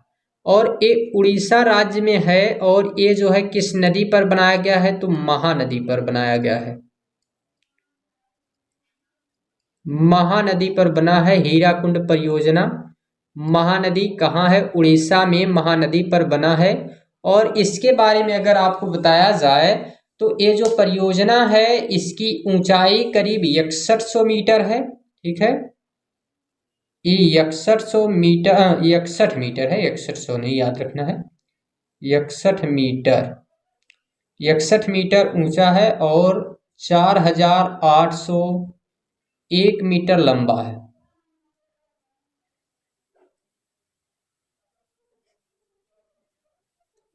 विश्व का सबसे लंबा ये बांध है, ठीक है, पूरे विश्व का सबसे लंबा बांध,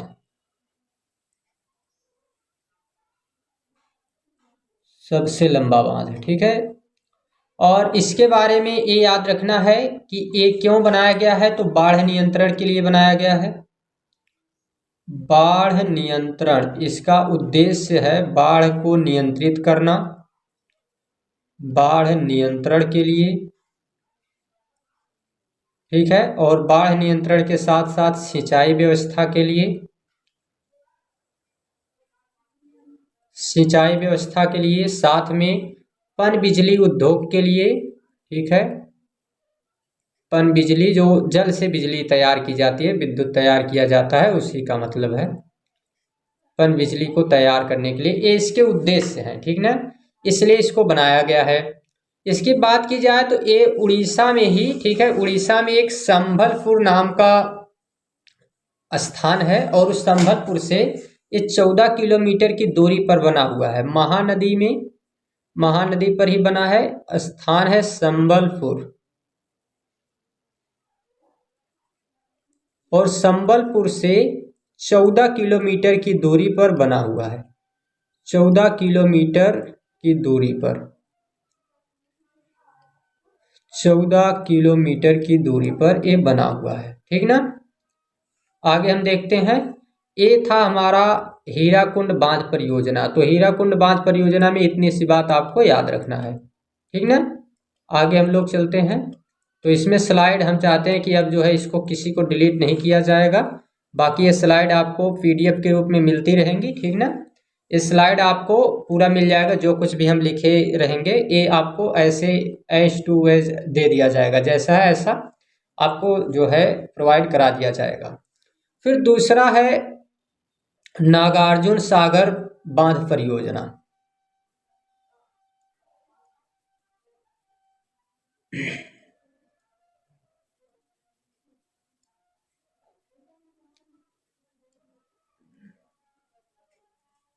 नागार्जुन सागर बांध परियोजना, इसमें ऑडियो और वीडियो में कोई दिक्कत आपको हो तो आप बता सकते हैं।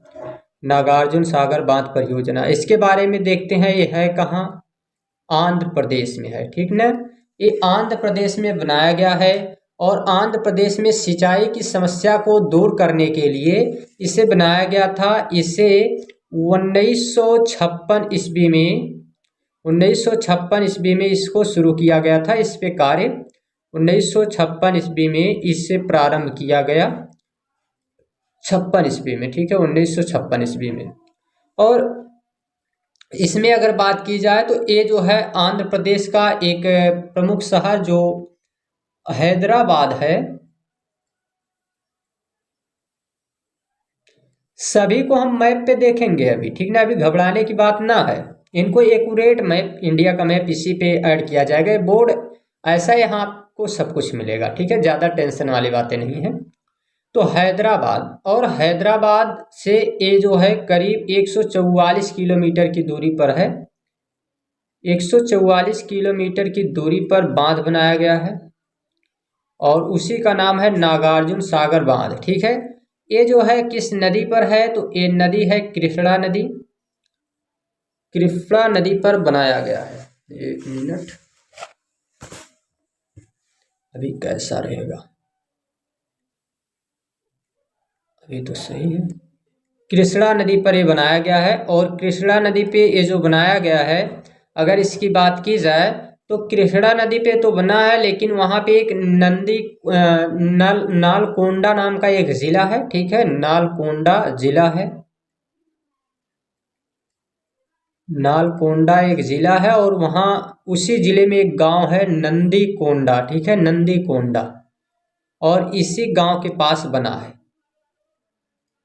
नंदीकोंडा, इसी गांव के पास बना। ये आप ना भी याद रखेंगे चलेगा, लेकिन कृष्णा नदी पे बना है, हैदराबाद से इतने दूरी पे है, और इसे नागार्जुन सागर बांध जो है कहा क्यों जाता है, ठीक है, तो ये किसके नाम पे रखा गया है, नागार्जुन सागर बांध जो है एक बौद्ध विद्वान नागार्जुन जी थे, उन्हीं के नाम पे इसको नागार्जुन सागर बांध जो है रखा गया है। तो किसके नाम पर, बौद्ध विद्वान, ठीक, बौद्ध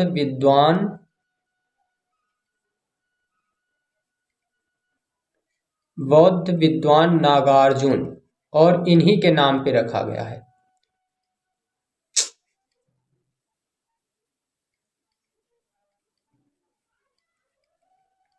नागार्जुन के नाम पे रखा गया है नागार्जुन सागर बांध, ठीक है, इन्हीं के नाम पे नागार्जुन सागर बांध इसका नाम रखा गया है।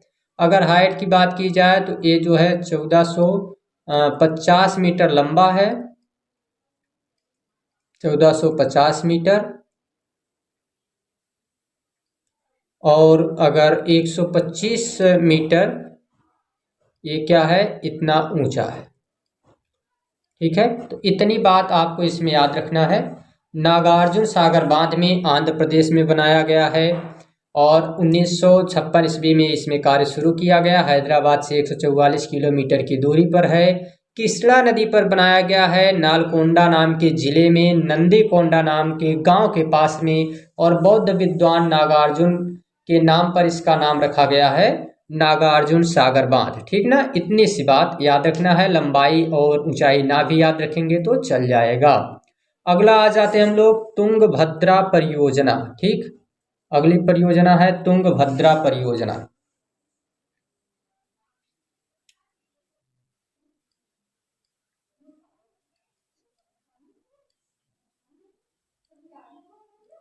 तुंगभद्रा परियोजना,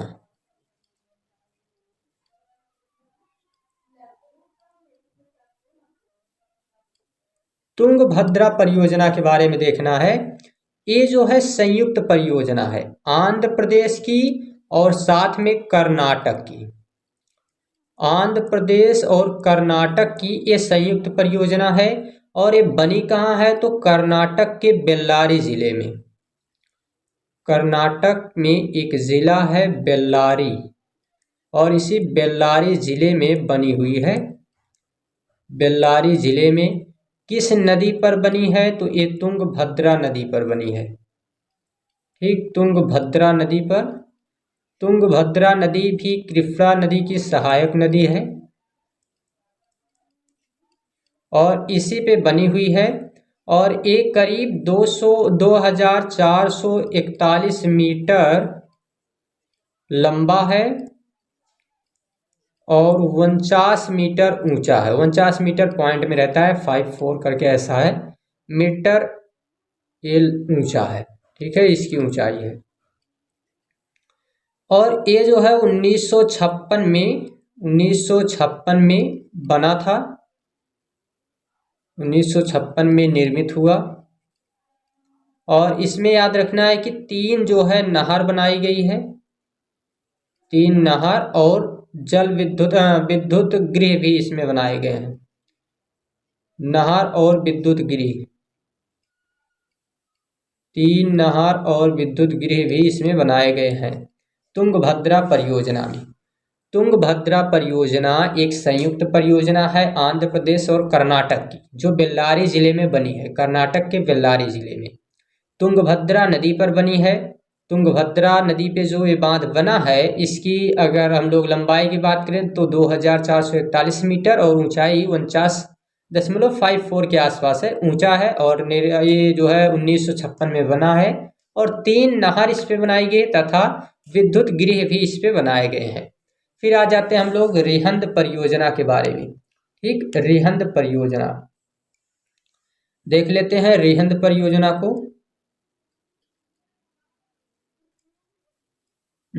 डबल बार लग गया। रिहंद परियोजना,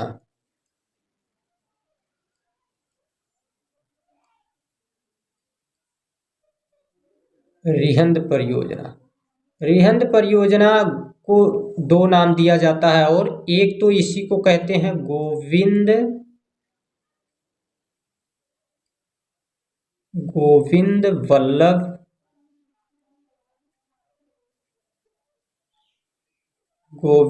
वल्लभ सागर परियोजना,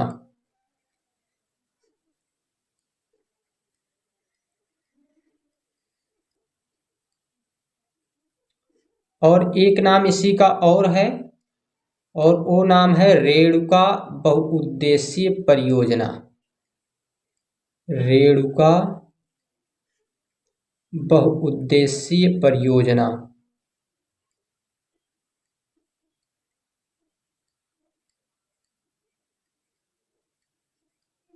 रेणुका बहुउद्देशीय परियोजना इसी को कहा जाता है।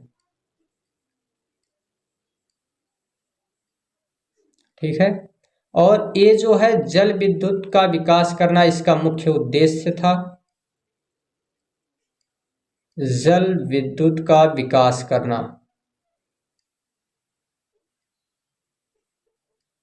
जल विद्युत का विकास जो है इसका मुख्य उद्देश्य था। ठीक है, इसका उद्देश्य जो है वो जल विद्युत को वहाँ पे प्रकाश वहाँ उनको विकसित करना जो है ये इसका मुख्य उद्देश्य है। ये रिहंद नदी जो है, ठीक है, रिहंद नदी की अगर हम लोग बात करें तो ये रिहंद नदी पर बना हुआ है। ठीक है, और रिहंद नदी की अगर बात कर रहे हैं तो ये रिहंद नदी जो है, रिहंद नदी निकलती कहाँ से है तो एमपी से निकलती है। ठीक है, मध्य प्रदेश से निकलती है, और मध्य प्रदेश में एक पहाड़ी है मणिपेट। ठीक है, और इस पहाड़ी से निकलती है, मणिपेट से निकलती है, और ये जो है आगे जाकर ये सोन नदी में मिल जाती है, सोन नदी में। ठीक, आगे ये जाकर सोन नदी में मिल जाती है। कहने का मतलब सोन की क्या है, सहायक नदी है। ठीक है, सोन की सहायक नदी है, और ये जाकर सोन नदी में मिल जाती है। ठीक, तो रिहंद परियोजना में याद रखना है कि इसके कई दो नाम हैं, एक तो गोविंद वल्लभ सागर रेणुका परियोजना, ये भी इसी के नाम है, और इसमें जल विद्युत को विकसित करना इसका प्रमुख उद्देश्य है। बाकी रिहंद परियोजना जो है ये किस नदी पे बनी है तो रिहंद नदी पर बनी है, जो मध्य प्रदेश के मणिपेट पहाड़ी से निकलती है, और सोन नदी की सहायक नदी है, और सोन नदी में जाकर ये मिल जाती है। ठीक ना, सोन नदी में ही जाकर ये मिलती है। इसी नदी पर जो यूपी और इसका जो है यूपी और एमपी का बॉर्डर जहाँ है, इसकी जो सीमा है यूपी और एमपी की, यहाँ जो है ये तो मिलती है, मतलब मिर्ज़ापुर में मिलती है। ठीक है, मिर्ज़ापुर में जाके मिलती है सोन नदी से। लेकिन इस बॉर्डर पर एक मानव निर्मित कृत्रिम झील भी बनाई गई है, जिसका नाम है वल्लभ सागर, गोविंद वल्लभ सागर इसका नाम भी है। ठीक है, झील जो बनाई गई है गोविंद वल्लभ सागर, उस झील का नाम है।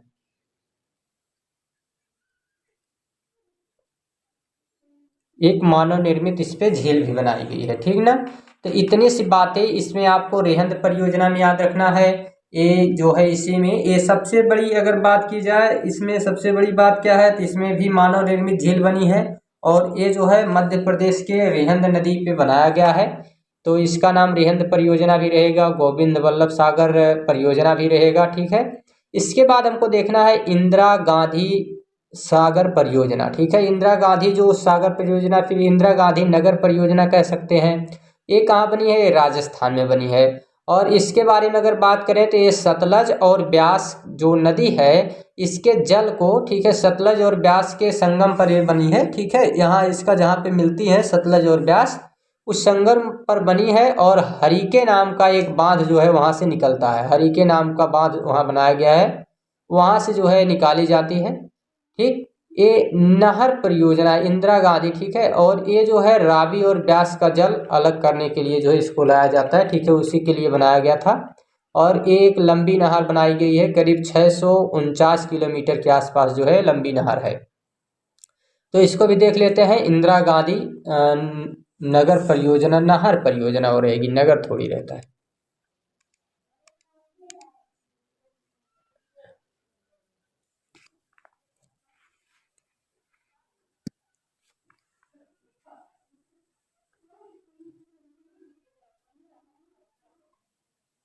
है एक एक परियोजनाओं के बारे में। अब अभी तक हम सब परियोजना देख चुके हैं, तो अब एक एक परियोजना को मैप पे देखेंगे, ठीक ना। इनका मानचित्र, जो मानचित्र में क्वेश्चन पूछा जाता है, तो इसलिए मानचित्र में इसको हम देखने वाले हैं।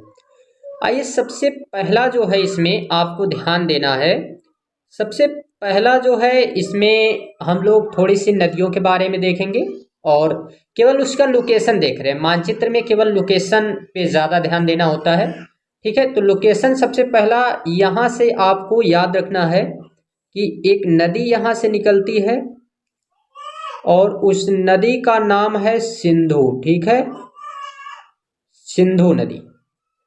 इसको नाम देंगे, इसका नाम क्या है, तो इसका नाम है सिंधु नदी, ये याद रखना है आपको, ठीक है, सिंधु नदी है।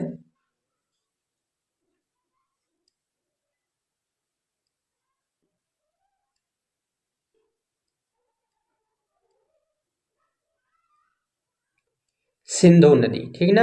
और इस सिंधु नदी की कुछ सहायक नदियां हैं, ठीक है। ये सहायक नदियां कौन कौन सी हैं, तो सहायक नदियां भी इसमें कुछ आएंगी। सिंधु के साथ जो है इसको याद रखना है कि ये जो सिंधु नदी है आपकी, ठीक ना, इसको सिंधु नदी को थोड़ा सा हम इसलिए और मोटा कलर इसका कर रहे हैं ताकि पता चले कि ये मुख्य नदी है, बाकी इसकी सब सहायक नदियां हैं, ठीक ना। इसलिए थोड़ा सा इसको जो है अभी ब्रश तो होगा मोटा करने वाला, ठीक है, बाकी इधर ज़्यादा दिक्कत नहीं होगी। ये सिंधु नदी है और यहीं से निकलती है एक नदी सतलज नदी, ठीक। ये दूसरी नदी है सतलज, और यहाँ से और भी नदियाँ निकलती हैं सतलज के साथ साथ, आपको देखने को मिलेगा जिस तरीके से सतलज है तो यहाँ से और भी नदियाँ हैं, जैसे इधर ब्यास हो गई, चेनाब हो गई, झेलम हो गई, ठीक है, और रावी हो गई, ठीक ना। तो रावी भी यहाँ निकलेगी, रावी। इन नदियों के नाम आपको याद रखने हैं।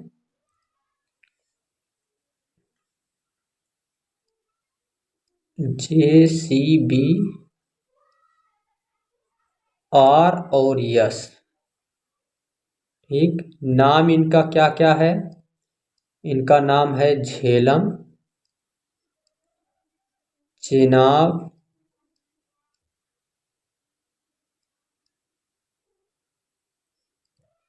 ब्यास, रावी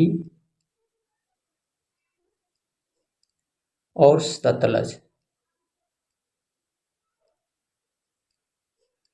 ये नदियां हैं और इन नदियों के बारे में ये याद रखना है कि ये जितनी भी नदियां हैं, ये नदियां सबके सब सिंधु की सहायक नदियां हैं, ठीक है। सिंधु की क्या है, ये सहायक नदियां हैं। और इसी सिंधु की सहायक नदी जितनी भी हैं, यहाँ पर कई परियोजनाएं बनाई गई हैं। हमको अपने यहाँ जितनी परियोजना है यहाँ पर जो बनाई गई हैं, मतलब जो क्लास 10 के सिलेबस के अनुसार, तो उन्हीं को देखना है। सबसे पहला जो आपको याद रखना है वो परियोजना सतलज नदी पर बनाई गई है। सतलज नदी पर परियोजना बनाई गई है और उसका नाम है भाखड़ा नांगल परियोजना। भाखड़ा नांगल, भाखड़ा नांगल परियोजना, है कहाँ, तो पंजाब में। ठीक है, बाकी इसके बारे में पूरा तो आपको बताया ही गया है, बस केवल मानचित्र देख रहे हैं। अब इसके बाद हमको देखना है भाखड़ा नांगल के बाद अगर जो परियोजना हमको देखना है, ठीक है। तो अब जो है अगली परियोजना हम देख लेते हैं, दामोदर नदी पर बनी है। ठीक है, दामोदर नदी,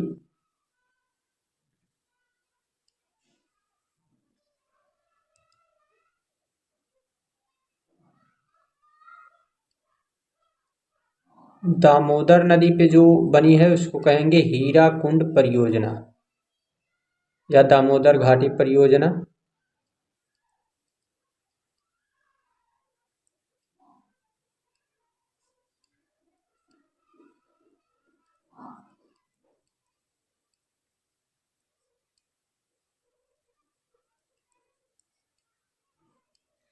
हीराकुंड या दामोदर घाटी परियोजना। ठीक, अगली परियोजना जो है, इसके बाद अगर परियोजना की हम बात करें तो ये तो हीराकुंड या दामोदर घाटी इसको कहेंगे, ठीक ना। अगली परियोजना जो है, ठीक है, वो कौन सी है, तो अब हम देखते हैं रिहंद परियोजना। ठीक है, इसी में है रिहंद परियोजना।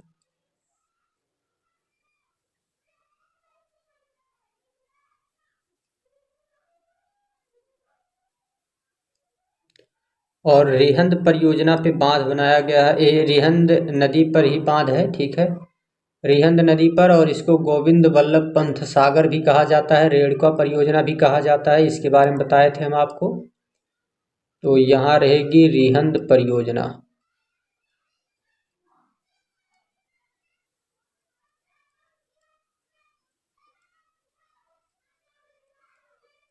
रिहंद परियोजना, ठीक ना, रिहंद परियोजना। इसके बाद जो है इंदिरा गांधी जो थी ये राजस्थान में रहेगी, ठीक ना, इंदिरा गांधी राजस्थान में।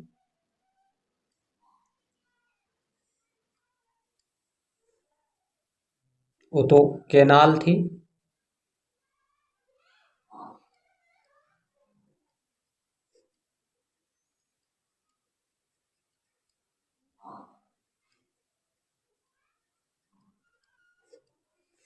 राजस्थान में। और इसके बाद हम देखते हैं तो अभी कौन कौन सी परियोजना छूट रही है, तो नागार्जुन सागर जो परियोजना है, ठीक है, नागार्जुन सागर परियोजना किस नदी पे बनाई गई थी, तो ये जो है आंध्र प्रदेश में है, ठीक ना, आंध्र प्रदेश में। और इसमें आपको बताया गया था नागार्जुन सागर परियोजना जो थी कृष्णा नदी पर बनाई गई थी, ठीक है, कृष्णा नदी पर बनाई गई है नागार्जुन सागर।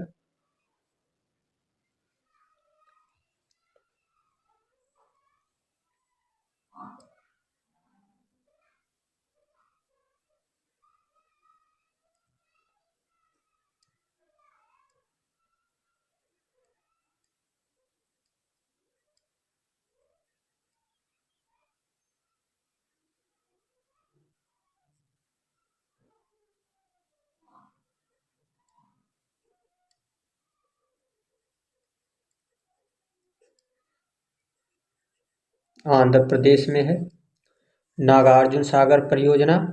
इसके बाद हीराकुंड हो गया, भाखड़ा नांगल हो गई, सतलज हो गई, दामोदर घाटी परियोजना जो है, ठीक है, दामोदर घाटी परियोजना ये किस नदी पर बनाई गई है, ये दामोदर नदी पर ही बनाई गई है, ठीक है, दामोदर नदी। और दामोदर नदी जो है, ठीक है, दामोदर नदी पे ही आपको देखने को मिलेगा, ठीक ना। तो दामोदर तो हम देख लिए हैं, दामोदर घाटी परियोजना देख लिए हैं।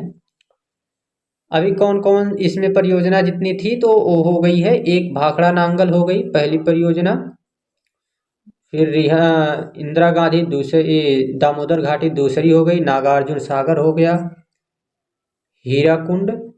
हीराकुंड जो है उड़ीसा में बनाया गया, ये महानदी पे है, इसको थोड़ा सा याद रखना। ये दामोदर घाटी, हीराकुंड जो है ये महानदी पर है, और दामोदर घाटी ये दामोदर नदी पर है। ये थोड़ा सा मिस्टेक हो गया इधर, इसको याद रखना है आपको, ठीक ना। तो ये परियोजनाएं बनाई गई हैं, इसका ये मानचित्र में कुछ था, मतलब मानचित्र बस, इससे ज़्यादा इसके इन नदियों के बारे में नहीं, बाकी अभी मानचित्र पे एक क्लास डिटेल में क्लास होगी, ठीक है, मानचित्र के लिए। ये तो बस इसी चैप्टर वाइज इसमें चल रहे हैं, तो इसी में मिला है तो इसको हम लोग कवर करते चले हैं। बाकी मानचित्र के लिए क्लास ली जाएगी। तो आगे इसमें हम लोग देखते हैं, ये परियोजनाएं हैं। अब इन परियोजनाओं की कुछ कमियां हैं, ठीक है, उस कमियों के बारे में भी देख लेते हैं हम लोग, कौन कौन सी कमियां हैं इसमें। तो कमियां हम कुछ देखते हैं।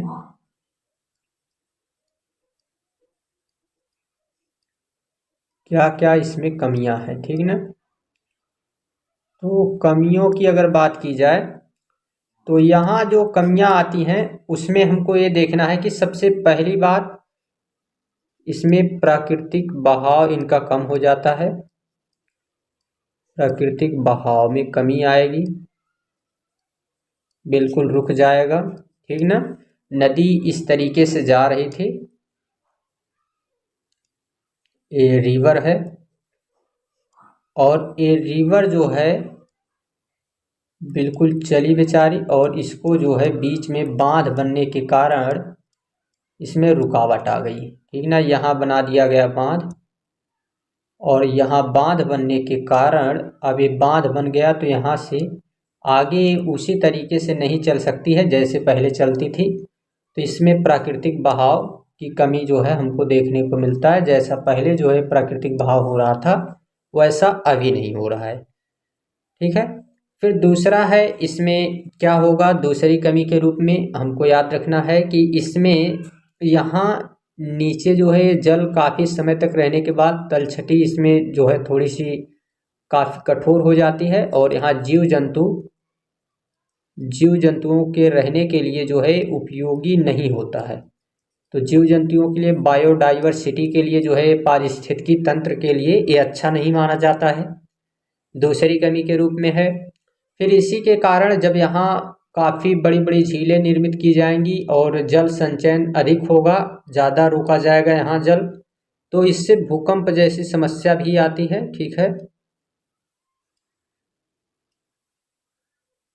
भूकंप भी इससे जो है ज़्यादा आते हैं, ठीक ना, भूकंप की समस्या देखने को मिलेगी, भूकंप की समस्या, ठीक। तो ये सभी रीजन जो है इसमें आ जाते हैं। तो ऐसे कई इसकी कमियां हैं। फिर जो है एक होता है जल संरक्षण, ठीक है, जल संग्रहण, ठीक है, संरक्षण तो, और साथ में संग्रहण उसको हम कहेंगे, ठीक है, जल संग्रहण या संचयन भी कह सकते हैं। तो जल संग्रहण का क्या मतलब होता है, जल संग्रहण का मतलब ये होगा, प्लस स्लाइड क्यों नहीं हो रही, ठीक है। तो जल संग्रहण का क्या मतलब होता है इसको भी देख लेते हैं हम लोग।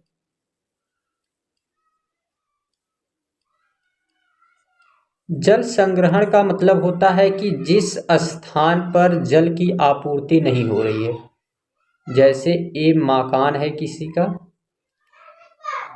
और यहाँ पर हमको देखने को मिलता है, इस मकान में हमको देखने को मिल रहा है कि यहाँ इस मकान में हम ये देख रहे हैं,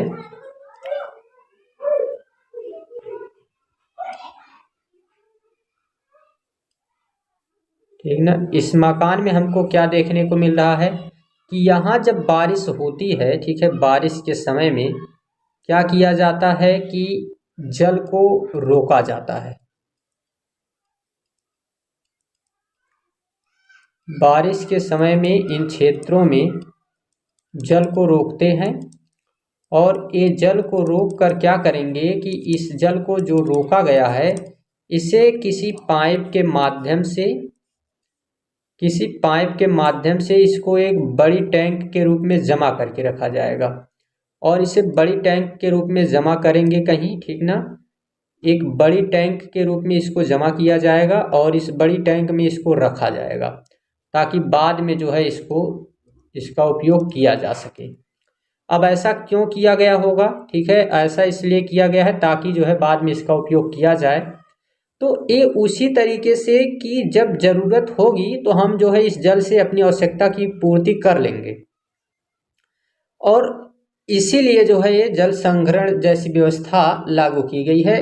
काफ़ी क्षेत्रों में बारिश नहीं होती है, जैसे मौसिनराम हो गया, तो वहाँ पे बारिश बहुत ज़्यादा होती है। ठीक है, भारत का जो क्षेत्र है, 1 मिनट आपको हम दिखाते हैं मैप में। कितनी स्लाइड ओपन हो जा रही है, कहाँ गया मैप? अभी सही है। तो इसमें हम देखते हैं कि ये क्षेत्र है हमारा, यहाँ है मौसिनराम, ठीक ना, यहाँ है मौसिनराम, मेघालय में है। और यहाँ पर खासी पहाड़ी के नाते यहाँ बारिश ज़्यादा होती है, क्योंकि हवाएं जब एक बार इसमें प्रवेश कर जाती हैं तो तब तक बारिश होती है जब तक बाढ़ जैसी स्थिति ना उत्पन्न हो जाए। तो मौसिनराम में बारिश तो ज़्यादा होती है, लेकिन राजस्थान के बीकानेर में बारिश बिल्कुल नहीं होती। राजस्थान का बीकानेर जो स्थान है, इधर बारिश नहीं होती है। तो इन क्षेत्रों में जब बारिश नहीं होगी तो इनके यहाँ जल की आपूर्ति कैसे होगी, इसीलिए जल संग्रहण किया जाता है। तो इसको दूसरे स्थानों से यहाँ शुष्क स्थानों पर पहुँचाया जाता है। बड़े बड़े टैंक बनाए जाते हैं, बड़े बड़े टैंकों के माध्यम से यहाँ पर पूरे वर्ष भर के जल को इकट्ठा करके और इधर पहुँचाया जाता है, ठीक ना। उसको बाद में उसका उपयोग किया जाता है, ठीक। तो इसलिए जो है इस तरीके से जल की आपूर्ति की जाती है, ठीक ना। 1 मिनट रुक जाइएगा, ठीक ना। इस तरीके से जल संग्रहण जो है यहाँ पे दूर किया जाता है। अब हमें इस चैप्टर में तो हम कंप्लीट कर चुके हैं, ठीक ना, जितनी बहुउद्देशीय परियोजनाएं थी। तो ऐसा मतलब मेघालय में ज़्यादा बारिश होती है, फिर ऐसे जो है तमिलनाडु में भी किया जाता है, छत जल संग्रहण वहाँ पे भी किया जाता है। तो ऐसे जो है काफ़ी क्षेत्र हैं जहाँ पर वर्षा जल को बचाया जाता है, ठीक। तो एक चैप्टर में अब हमको कुछ देखना नहीं है। हाँ, नर्मदा बचाओ एक आंदोलन था, वो इसीलिए किया गया था क्योंकि उस पर जो बांध से समस्या आ रही थी, बांध बनने से जो समस्या आ रही थी, तो उसी को दूर करने के लिए लोग वहाँ पे इकट्ठा हुए थे। तो उसको नर्मदा बचाओ मतलब वो आंदोलन के नाम से वो लोग चला रहे थे। तो इस तरीके से जो है चैप्टर कंप्लीट होता है। आगे हम लोग एग्रीकल्चर का चैप्टर देखेंगे, कृषि क्षेत्र का चैप्टर देखने वाले हैं आगे, ठीक ना। तो मिलते हैं हम लोग अगली क्लास में। एक कंप्लीट मानचित्र की क्लास जल्द ही आपके सामने आएगी। तो उसमें कंप्लीट मानचित्र हम लोग एक बार में जियोग्राफी का लेंगे और एक जो है इसमें हिस्ट्री का लेंगे। तो दोनों कंप्लीट जो है काफ़ी कोशिश या तो थोड़े छोटे छोटे वीडियो के रूप में रहेगी या फिर उसको एक कंप्लीट वीडियो लाया जाएगा 1 से 1.5 घंटे का, ताकि कंप्लीट हो जाए उसी में, ठीक ना। बाकी इसमें कोई भी डाउट आपका रहता है तो आप कमेंट बॉक्स में उसको लिख दीजिएगा। आपके सारे डाउट हम जो है रिप्लाई करने का प्रयास करेंगे। ऐसा नहीं कि कोई डाउट आपका छूटेगा, बस आपको कमेंट बॉक्स में डाउट को लिखना है। तो थैंक्स, टेक केयर, मिलते हैं हम लोग अगली क्लास में।